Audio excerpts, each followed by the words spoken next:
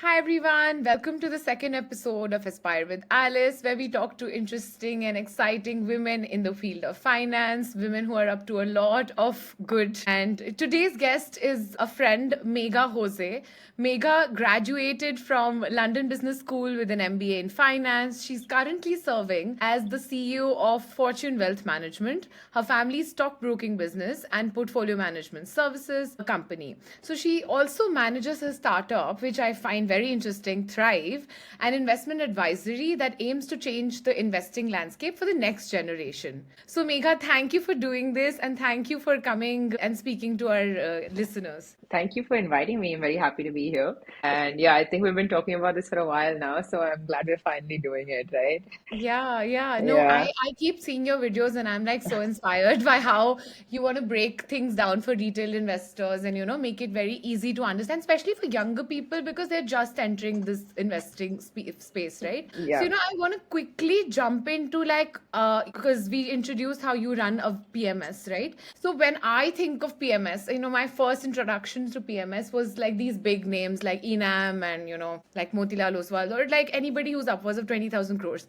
In that case, like the small PMSs, they're not really talked about much, where they are handling like a lot of money also, right? And it's more democratic. So let's quickly start by understanding what does a PMS do? How does it operate? What does your day to day look like managing people's money? Yeah. Yeah, sure. Yeah, so basically a PMS, the full form I'll start with is a portfolio management service. And the idea I think over here is for investors to be able to trust a fund manager with their money and have a very hands-off approach to investing, right? So that's the main difference between a PMS and any other advisory or do-it-yourself investing or anything like that. So the idea here is you are appointing a custodian for your investments, for your savings, and that custodian, the fund manager of a particular PMS, can do whatever they want with your money essentially based Yeah. on the agreements that you make with the fund manager. As simple as that. It's a very hands-off approach to investing where as an investor, as a client,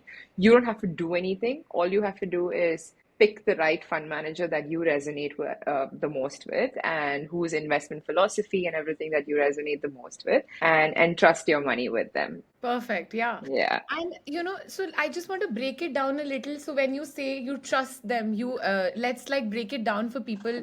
Is like how does it go? Like, it's a DMAT account that the person is managing, or what is the structuring like? Yeah, so there are two types of PMSs. There's a discretionary PMS and a non-discretionary PMS. I will talk about the discretionary PMS now because that's what the hands-off approach sort of like professes, right? So how it happens is as a process, there are two accounts that you need to open. You have to open a demat account, and you have to open a trading account, like a Fortune, with my company, it's a Fortune PMS. So you have to open a PMS account as well. So there are two agreements in place over here. And once you open these two accounts, the shares or anything that is bought by your fund manager, it stays in your own demat account. However, as your fund manager, I have the power of attorney to buy and sell shares on your behalf. So, as a fund manager, what I do is I make the buying and selling decisions for you. However, the shares are still your own shares. It's lying in your own demat account. You still can see it on a daily basis. You have full transparency on what's going on with respect to what is being bought and what is being sold. The dividends come into your own account once again. It's not like a mutual fund where it's a pooled investment. This is an individual investment in your own name. So you hold complete units of a particular company. It's not like an NAV or a fractional sort of like basis. So that's And that. decision making is mostly with the fund manager and like Yes. in form of an attorney. But let's say there is like, the client like sort of like has a different approach or, wants to Yeah. like has opinions, right?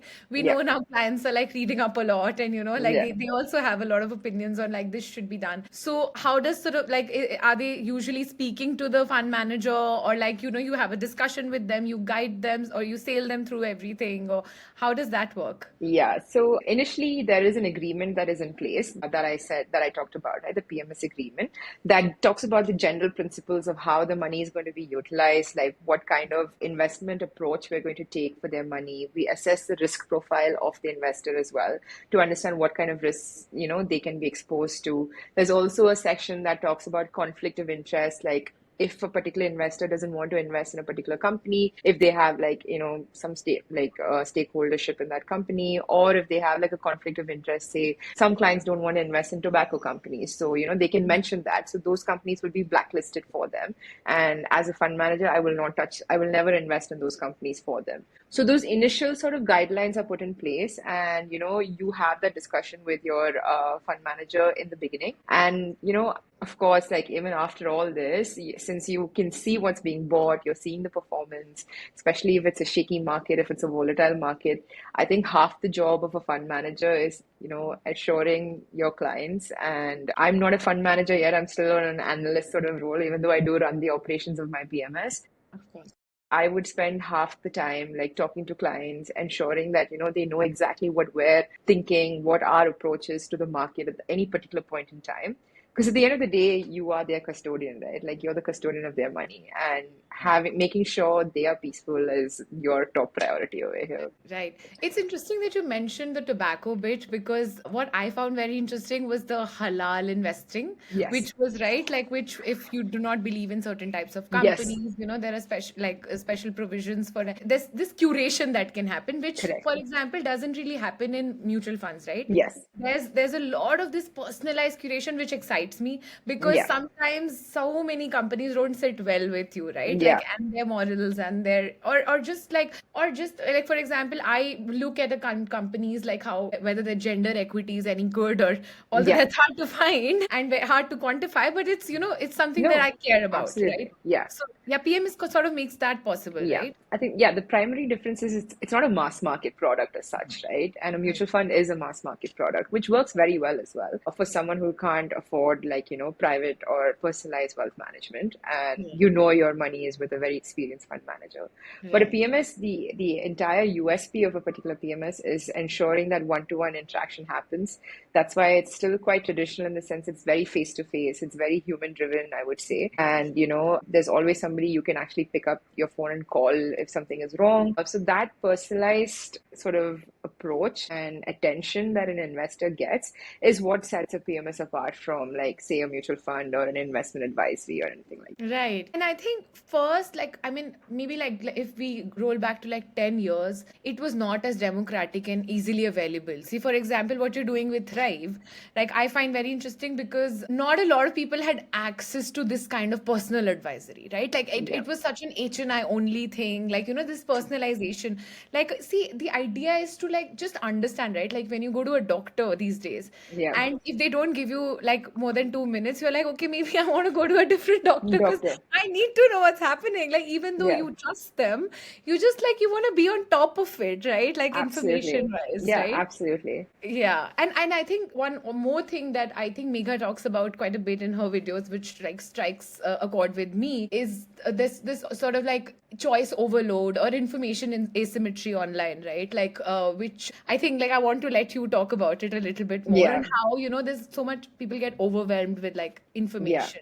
Yeah. Yeah, I think that's a very common problem that anybody I think around our age would be facing, because we have access to all this information, and we always want to make the most informed decision, and at the end of the day we get into this analysis paralysis, and like we're over analyzing, we're overthinking, and we maybe even end up making the wrong decision at the end of the day, right? So I think that's where this whole trust factor comes into play here. The moment you find someone, and this works very well with PMSs, where there's a stark difference between an HNI and, like, I don't even want to say HNI, I would say an older investor and a younger investor, because a lot of young investors are also HNI investors nowadays. Right. So I think the difference between an older investor and a younger investor, is, at least from our sort of client base, what we see is that a lot of them are very busy in their particular businesses and everything. So they don't even want to sort of like spend that time on the internet, or they're not tech savvy enough to spend that time on the internet. So their best bet is to like find someone they can just fully trust. And that's where your family office concept comes into play. That's where your wealth manager concept comes into play, right? Where you as a PMS are not just like guiding them for that particular money that they're investing with you, but you're like taking care of their entire financial assets. So I would say maybe people our age should take that approach a little bit, because I think with respect to any other field, apart from like investing, there is not that much information available online. Like a doctor, yeah, you're definitely doing your research. But at the end of the day, once you trust a doctor, you're not like meddling with like, what is your, like, what are your surgery techniques and things like that. You're trusting the doctor to do their job, right? But because there's so much access, because you can do it yourself, it's so easily available to anybody. This struggle between doing it yourself and finding someone to do it happens. And a lot of people sort of rode the wave, which was the post-COVID Yes. wave. So they thought that they're very good at Very it. good at it. Yeah, that also is there. Yes, absolutely. There are so many experts that have sort of like, risen from the post-COVID bull rally. And I think a lot of them are struggling right now in this particular, market that we're seeing. But, at the end of the day, I think it's a very personal choice, right? Right. Because you can very well do it yourself, put your money in a passive fund and like forget about it, if those are your return expectations, right? Or you can even find, you might want better returns. You might find the most best fund manager in the country and give your money to them, and they might be drastically wrong about something that they did, and you might not even get your benchmark returns, right? So it really is a very personal decision to make, because it's your money and there isn't like a cookie cutter approach to this, I would say. But our generic advice, like my take on this is, I think it's best to find someone you can like trust to, do this, because this isn't a part-time thing. It's a full-time job, right? This isn't something, unless you're a passive investor, sure, like put your money, forget about it, like, and you'll get your market return at best, right? But if you want to make the best out of it, if you're a little bit more of an aggressive investor, I think you should really find a competent fund manager and, just give it to them and ensure that they're doing their job very well, basically. Right. Perfect. Okay, so I want to get into the decision making bit, because how, like, understanding like how much of a team effort it is. Like you said, you started as a research analyst, and like that's a very important part of the job, right? Yeah. So essentially, How the does a PMS? right, yeah. Yeah.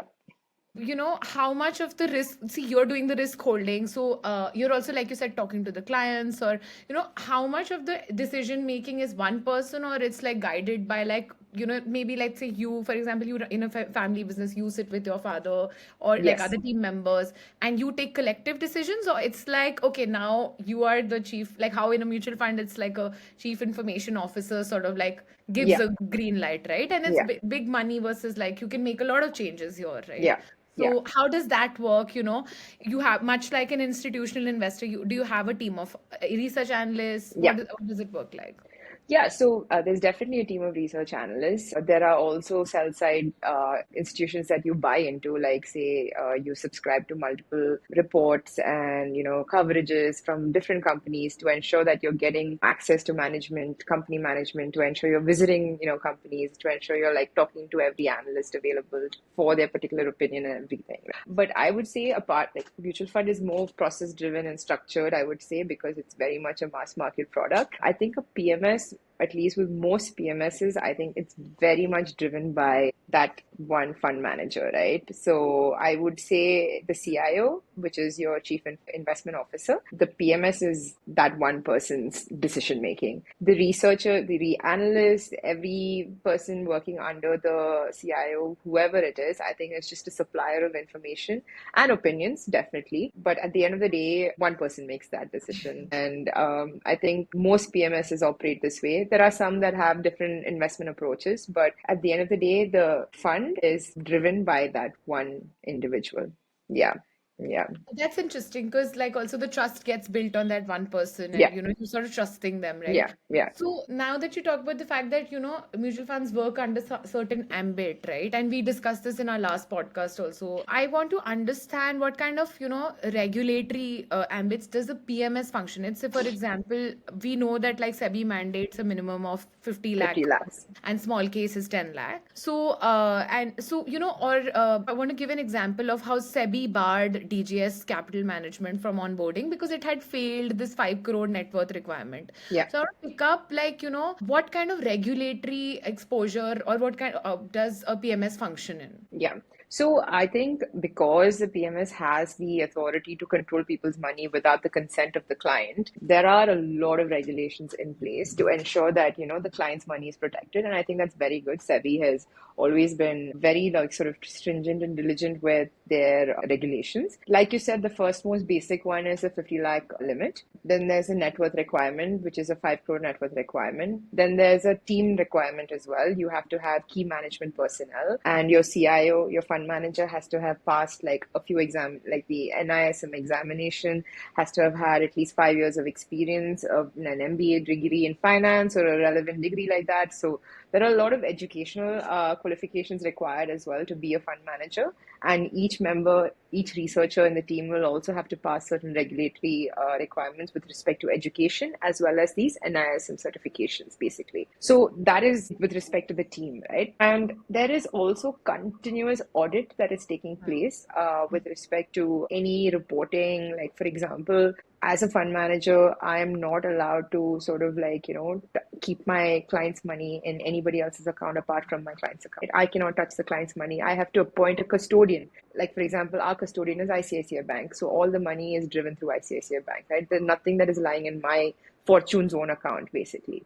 That is one thing. Then constantly there are daily reports that you have to upload. There are monthly reports that you have to upload. There's every quarter there's audits that happen. A lot of things that have to be automated also has to be put in place. So there's minimal like manual intervention. And a lot of things like if you are a stockbroker as well, for example, my own PMS, Fortune, we're a stockbroker too, right? So we can't execute clients' trades in our own broking company. Only up to 20% we can do that. And the rest 80, we have to give it to some other broker. Because otherwise I get double sort of income, right? Like I can be buying and selling An constantly in my advisor client accounts. and yeah, Yes, I can interesting. constantly be buying and selling in my clients' accounts and get brokerage income on one side and management fees income on the other side. So there are a lot of these things that are put in place, which I think is very good. A lot of the agreements that are put in place has to be signed off by the client before the operations is started, the investment is starting for that particular client. For example, in a discretionary PMS, you're not allowed to invest in private companies, like it's not in unlisted companies. Whereas in a non-discretionary PMS, you can invest up to 25% in an unlisted company. So Right. a lot of things like that are put in place by SEBI. And one good thing is the continuous audit, right? Like all of these things need to be uploaded onto the SEBI portal on a monthly basis, quarterly basis. There are inspections that happen. So SEBI is extremely strict with these measures. There's a lot of like conflict of interest, like in the sense that if I buy a particular company in my personal account, like I can't touch that company for my clients for at least for a certain time period, I think 30 days or something like that. That's So interesting. I'm not benefiting from any trades that I'm placing where, where my clients fail to benefit or something like that, right? So those things are in place. There's something called the connected persons. For example, I'm a connected person to my PMS, right? So I can't I can't take a contra position on something personally when I can't buy a particular share in my personal account when I've sold that share in my PMS account for my clients. So a lot of these things are put in place, and SEBI monitors everything on a continuous basis. And there are good systems in place to monitor these things with respect to the audits that take place. So all of that I think is very good, that Right. it helps protect investor money and keeps the system sort of clean and on a larger extent. Yeah, yeah, no, of course. And we've moved from like very few like regulations to where stock market was considered as a gamble, and now to like a very heavily regulated space where it's like, okay, there's too many. Like if Yeah, anybody asked me, nothing's gonna go wrong, I said there's too many regulations for anything to go yeah, wrong. And you ex- know what I also want to touch upon is the fact that you mentioned the stock, the amount, right? So for example, mutual funds have a limit, right? Like on, for example, in a single stock, they can't go beyond like a certain yeah, number, like beyond yeah, 10%, I'm guessing. yeah, So that bit is also, there's a lot more freedom. Say, for example, you mentioned discretionary versus non-discretionary. If you yeah, really like a company and if you want to like, hold on to yeah. it, you have a Can. free hand there, right? Like which within institutional investors, sometimes that is a bit of a limit, right? Again, the Yeah. personalization bit is quite huge here. Yeah. Yeah, because as a mass market product, like a mutual fund can influence the market, right? Like if they dump all their holdings in a particular company, it will affect the price of that company. There has to be guardrails in place so that otherwise it'll become a very volatile market if the Market. That's yeah, because now that a lot of companies are raising through mutual funds, and you know how a lot of recent Yeah, discussions have been around that. So we yeah. have to be more careful. So I want to also mention that PMS clients in India have sort of surged from 58,000 in 2014 to 1,50,000 in 24, and the AUM has sort of gone from 7.3 lakh to 32.1 lakh crore, right? It used to only be popular PMSs with a few players getting the large market share, but now a lot of small PMSs are also getting, especially like regional players are also coming in, right? And boutique ones, like, so for Yeah, example, you are working yeah. specifically like, to get younger people in the fold. So, would you say that it has become democratic, and would you say that regional expertise helps, right? Say, for example, you are in Bangalore and in Coimbatore, and like, so that does that like play a role? Because see, I don't know anything about, say, Yeah. for example, that market. My business partners there, and I always get shocked with like new insights. Like, I'm like, oh, Right. that's how they function. Because see, people in Delhi function very differently. Differently. Yeah. Behavior is just extremely different. So how does Yeah, that? yeah. So I'll give you examples of our own PMS, right? So our PMS operates mainly out of Coimbatore. So I would say 90% of our clients are from Coimbatore itself. So my startup operates more like from a Bangalore, I would say. So and more focused on younger investors over there. Our PMS is a mix of both young and old investors. But the biggest USP that we offer to our clients in Coimbatore is that they can walk into the office whenever they want. They have direct access with the fund manager. They know the fund manager through at least like a first, second, or third level connection. So they know exactly who's touching their money, who is accountable for their money. And for a large investor, say if you've invested, say 20, 30, 40 crores in, right? You want to have that ability to be able to hold somebody accountable for something going right or wrong. That is sort of the so it's a big trade-off, right? Like there are two approaches here. One, if you're a very large investor, you have a huge sum to invest, you want to give it to the best person available, and naturally your mind is inclined to think the best person is sitting out of Bombay somewhere, right? And if you have that much money, you have every fund manager flocking towards you, trying to get some of your time, trying to get your money, right? And you will see the best of the best fund managers fly into Coimbatore and meet with these businessmen, these investors, and sell amazing pitches and sell a very rosy picture. They're the savviest, like the swankiest people you'll ever meet in your life as well. They'll come with gifts and all of that, right? And no, it happens, and they No, I tell you like know. yeah, and they tell you, I'm not just your fund manager. I will get you Coldplay tickets if you want them. I will get you anything in your life. I will get your child a green card in the US if you want it, So all of Or that like a happens. golf Like, game, or yeah, I've yeah, seen it yeah. all You happening. want Yeah. to meet Shah Rukh? I'll get you 15 minutes with him as well. So these are the things people offer to sort of stand out, right? And at the end of the day, yeah, these things definitely work. Like you as a person sitting in Coimbatore, it's lovely to tell your friends like, oh, this my fund manager got me these tickets or did this for me or did that for me. But the thing that we see, it works. Like a lot of people go for this. The fund manager is generating good return. At the end of the day, the product is your returns. All of this will crumble if there are no returns. You can do anything under the sun, and if you're not seeing returns in your portfolio, the trust is gone. Once the trust is gone, there's no way it's coming back after that, right? Right. Right. Yeah, so a lot of people choose this method, and if the returns are being generated, they're very happy. The fund manager will come for the first meeting, and then you're dealing with a particular relationship manager or salesperson or anything like that. As a boutique PMS, what we can offer is that direct access to the fund manager, right? And a lot of people prefer that as well.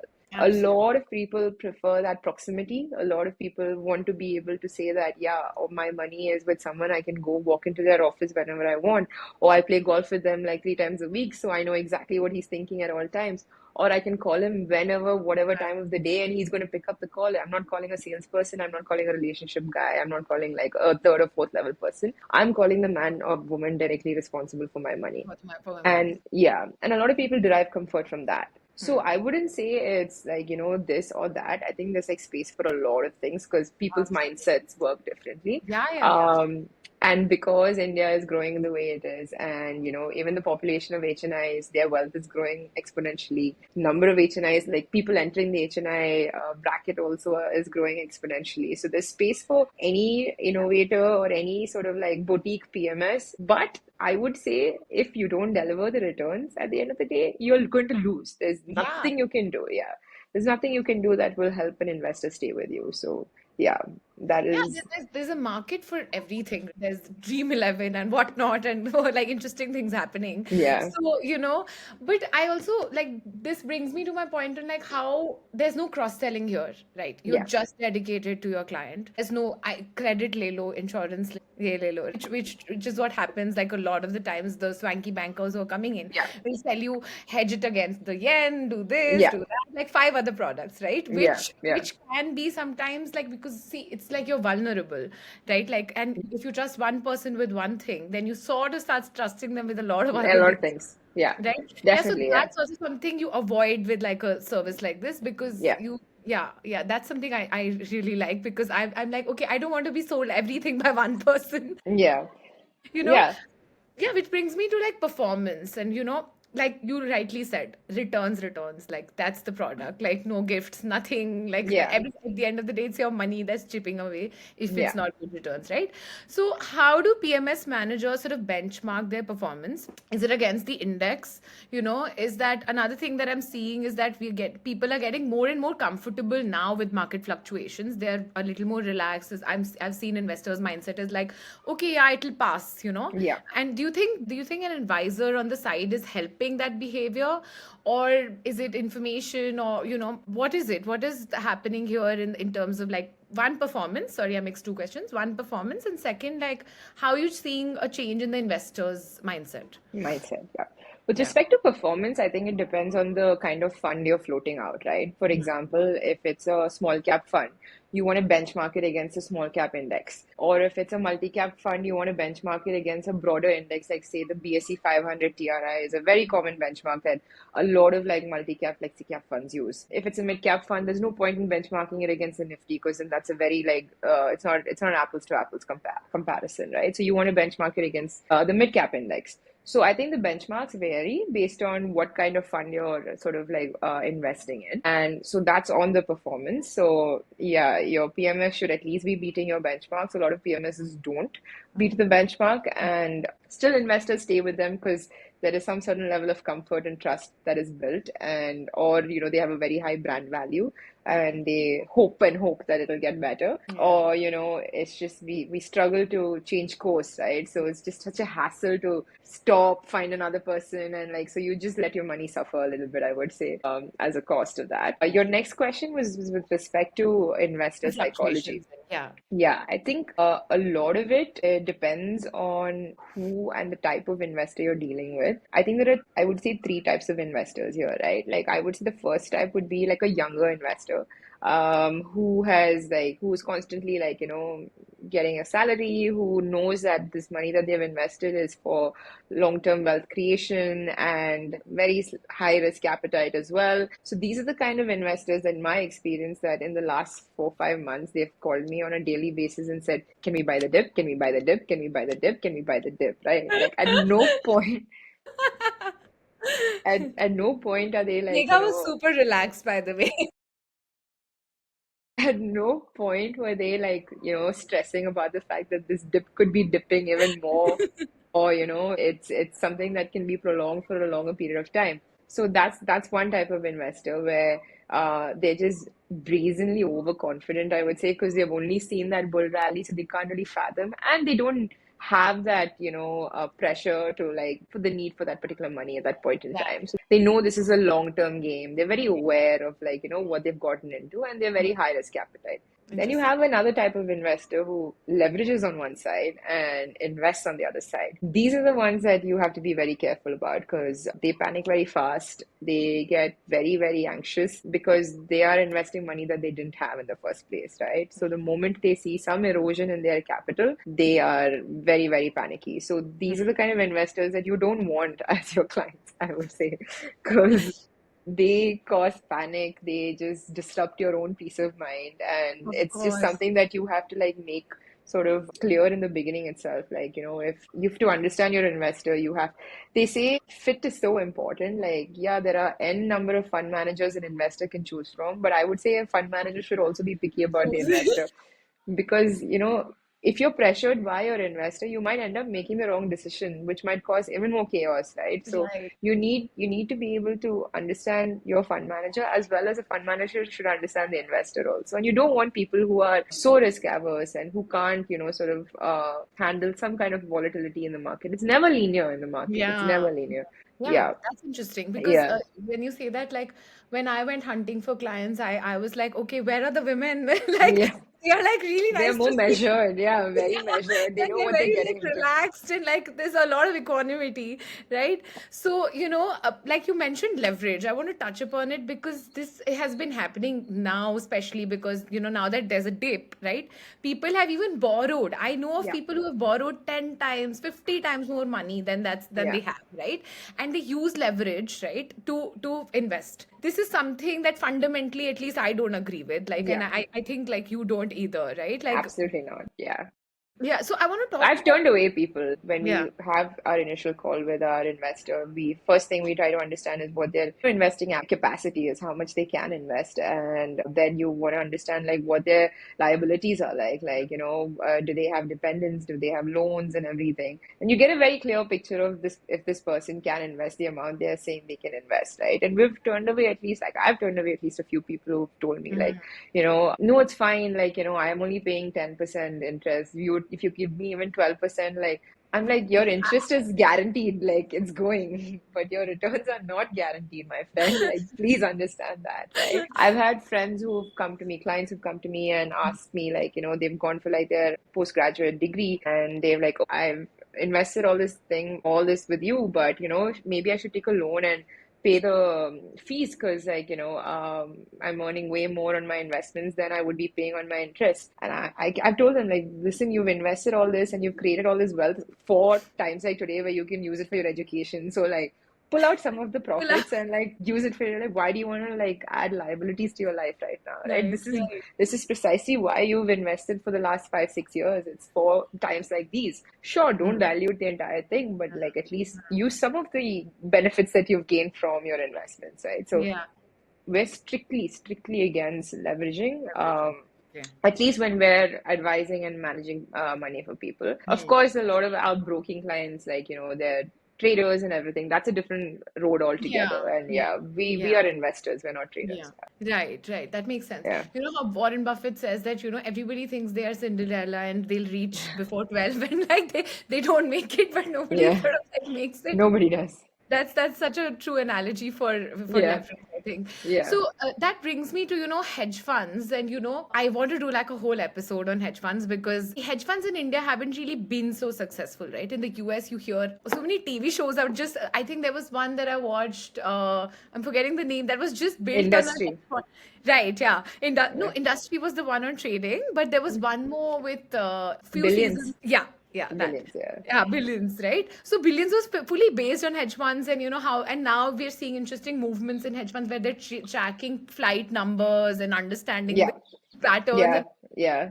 you know, Social parameters, basically. right, right. And seeing pipeline temperatures, like okay, now the temperature in this region will fall, which I find like interesting. Yeah. But like you said, everything has a market. But HNIs in the US, for example, have a huge appetite for something like that, right? But in India, we haven't really seen the success of hedge funds, or like people are mostly HNIs are mostly drawn to like a PMS or a family office or a wealth Yeah. management thing, but Yeah. definitely not a hedge fund. What do you think is the difference here? Like, why do you think like in India it's not sitting so well yet? So I think it's coming up very fast now, by the way. Like I was just met a few representatives of NSE last week at the office, and they were talking about how all the broking licenses being acquired right now are mostly from Bangalore, and they're mostly for quantitative trading firms, Wow. and they're all mostly like hedging against Hedge the funds. market, Yeah. right? So Yeah. not necessarily like, yeah, they're hedge funds for their prop books or whatever, right? We do have the provision in alternate investment funds called AIFs,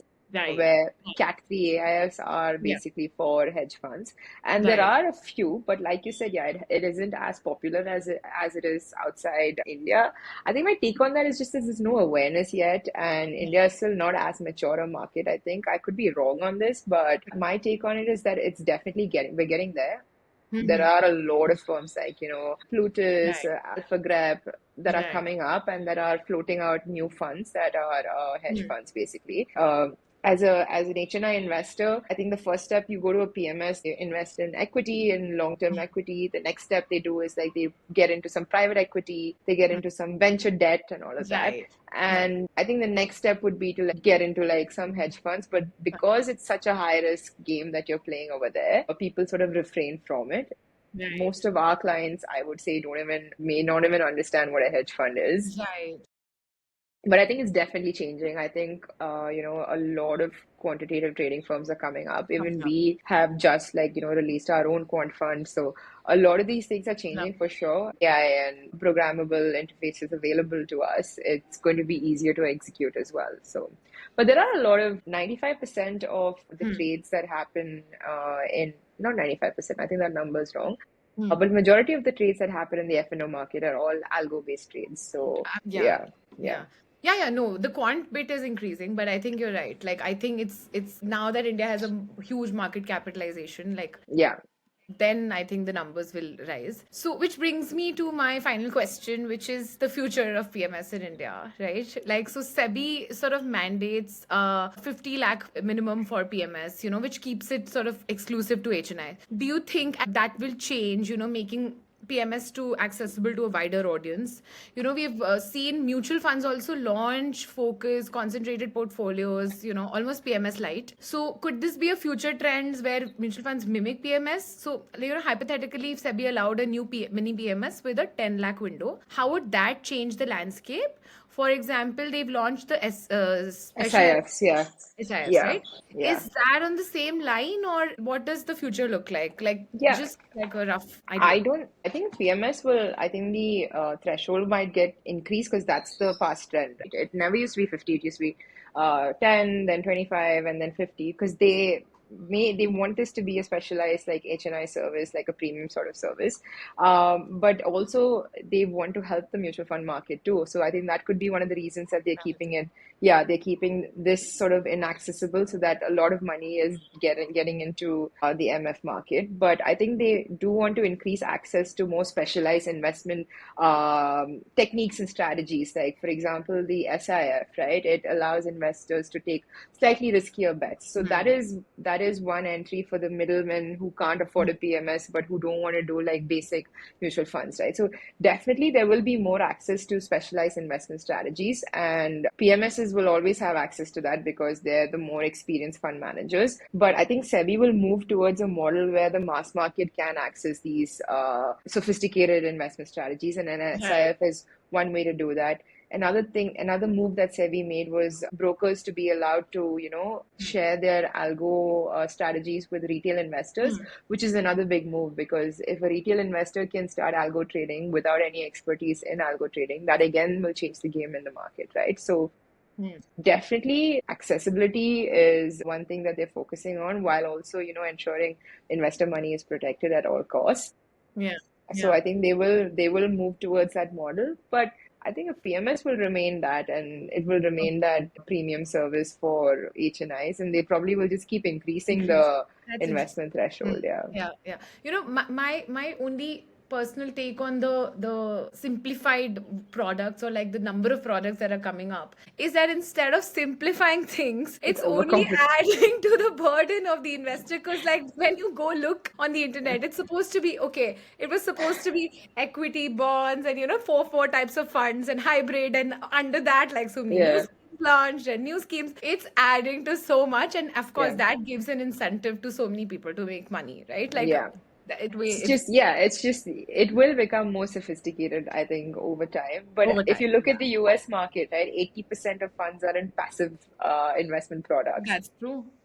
So we may even go towards that, right? So Passive revolution, though, in India is yeah, it's increasing yeah, massively, right? Because most people don't want that attention and that they just want something better than your FD return, and they're very that's happy with say a 10, 11, 12%, right? yeah. So I think the overarching sort of principle over here is that there will be a lot more money to float out because of Yes. the way the country is growing and the economy is growing, and people are getting richer as well. The richer are getting richer, and the middle class is also getting slightly richer. So Yeah. Hmm. with that respect, there will be avenues for all of these products to, come into play. The Indian investors also becoming more aware and more sophisticated and looking for different mechanisms. And I think at the end of the day, there will be some consolidation that might happen with respect to, wealth managers and fund managers and things like that, which happened in the telecom sector where, there's a lot of consolidation that happened. And it'll happen in every sector. Even I think it'll happen in the quick commerce sector eventually. It'll happen even in the broking sector. There were so many regional brokers, right, Yeah. initially. And then your Zerodha came, disrupted everything. Now there's like a sort of not a duopoly, but like top five, top six Yeah. players. Yeah, yeah. I mean, even in mutual Even funds, in, yeah, Jio and and Afrock might change the even game a little. even your exchanges for that matter, there were Yeah. so many regional exchanges, and Right. NSE came in, and every regional That's exchange true. just went shut, right? They went Yeah. bust. There's a lot of So volatility that happens before yeah, the consolidation, right? yeah, exactly. So, Yeah. yeah, I think because there is so much this ample opportunity, there will be space Mm. for different products to come into play. And as an investor myself and a fund manager, I would Mm. say it would be key to sort of like finding somebody that you trust that can do that research for you and understanding where your money should be put and how to best sort of like, utilize your money to get your risk adjusted optimal returns, right? And doing it yourself, I think, will be a mammoth task. There's just, like you said, there's so much out there, not just in the financial market, but there's the commodity market, there's your bond market, then there's your real estate market. Like, what do you do, right? Like, there's too many things out And there. too many choices to make in life. Like I take a lot of time to decide what food am I going to Exactly. eat in the evening. Exactly. So someone taking that choice away from you and doing it for you in a half decent way, I think will succeed. That's Right. what I think. We spoke about, client behavior, and now you Yeah. said, find someone who does this. Yeah. I want to end this with understanding what kind of because and this is my favorite question because I asked this because you see the pop culture representation of people in finance is just so interesting. Like, you Right. see people like doing all sorts of Yeah. sexcapades and, Yeah. drugs and whatnot, and you don't see them sitting on their computer all day Computer. reading and, that's something that's not very common, popularly shown, right? It's a Yeah. very boring job also, Yeah. right? It is. To so many people, but Yeah. it isn't. But point is, like, what kind of an emotional attitude do you think is required, or like, do you think what kind of a person should be managing people's money, like, especially large amounts of money, like, is there some emotional aptitude that you think is a good trait to have to be a good fund manager? I think your best fund manager is someone who can keep the emotions aside and drive on principles, right? I think the most successful fund managers are ones that you have your investment philosophy in place, but when you've written very clearly what you will do in what situation, but when the situation arises, it becomes so difficult to sort of act on that particular situation, right? Because your emotions come into play, and like at the end of the day, you're human and you can't like sort of avoid that. So I think the most successful fund managers are ones who've created processes and stuck to those processes, created winning processes, and they're Right. the ones who've been able to scale and been able to like successfully invest people's money, I think. Yeah. So So emotion should be kept aside. kept Like that aside. doesn't work in the market. Yeah. Right. So like a stable, And like stable, yeah, emotional stability. and I think another thing that a lot of fund managers that I've seen, like in some of the biggest fund houses as well, there's a certain level of complacency that comes into play here. Like you should never underestimate the market, and you should never question the market, because market will really like trip you on like in places that you never thought think, right? So some fund managers get very complacent. They think that they know better. You've seen some of the biggest companies like, underperform the benchmark constantly because of the complacency of the fund manager. So I think staying sort of like curious and sort of humble, not with respect to your character, but with respect to the market, like always understand that the market knows better than you, like at all points in time. And if you think you know better than the market, you've lost the game already. Yeah, so some no arrogance and like Yeah, yeah, yeah. And definitely. that brings me to Megha's, background, which is in sports. Also another like, Yeah. thing that she champions very well. And so she's a triathlete and also, does a lot of other like I've seen her play a little bit of paddle ball and Pickleball, not yeah.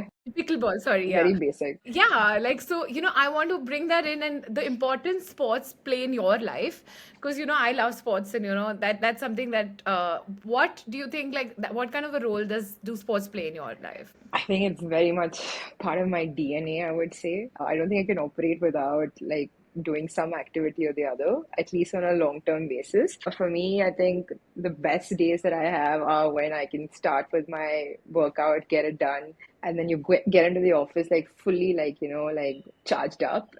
If I like take a look at my daily journal, I would say the most productive days I've had are the days where I've started my workout diligently and completed it and like, gone through the rest of the day. And much like the market, the sport that I'm interested in is also like a triathlon, which is an endurance sport basically, which requires a lot of like, I think mental conditioning more than physical conditioning. And yeah, it helps you a lot with the market because, even that requires a lot of mental conditioning, I would say. Right. It keeps you calm in a very stressful situation, and you're in it for the long game and not for the short game, Short right? So game. that sort of like helps you. But I think it builds resilience mentally more than anything else. And that's for me, sport is obviously the first thing is a source of fun and enjoyment and the community and everything that you could derive from it. But I would also say like triathlons especially, it's really helped me build mental resilience because it tests you in ways that you would never imagine. So everything else seems like a cakewalk after that, like Yeah, right. markets have dipped 5%, no problem. That's totally fine. Yeah, the No, not ability to really, not absorb really. failure also, I'm assuming, Oh, right? Like for sure, yeah. just you see so much failure as an athlete, Absolutely, right? Like you're like, absolutely. okay, I'm gonna It fall back conditions if you, it I really does. yeah. You can like get up and go again and again Yeah. and again, Yeah, like, that's the so resilience bit, I think. Like, yeah, okay, I'm gonna keep going. And I yeah. think that's one thing that people miss is that a lot of this, like what people find boring or like this repeated sort of doing again and Those are the again. winning things. Those are what gets Those are you the winning consistency. things, Yeah, right? Yeah, we're like, yeah. okay, like, The but like, boring stuff. Yeah, yeah, absolutely. Yeah, yeah. yeah, absolutely. Okay, Definitely. lovely. Thank you so much, Megha. This was excellent. Thank you so This was much so for much having learning for me. me, so many things I didn't know about PMS, right? So Yeah, I'm very happy and I hope our listeners, like if you have any questions, please drop in comments and we'd be happy to like maybe do another session if like absolutely. yeah. Thank you so much. I appreciate it. Thank you so much. Bye. See you. Bye.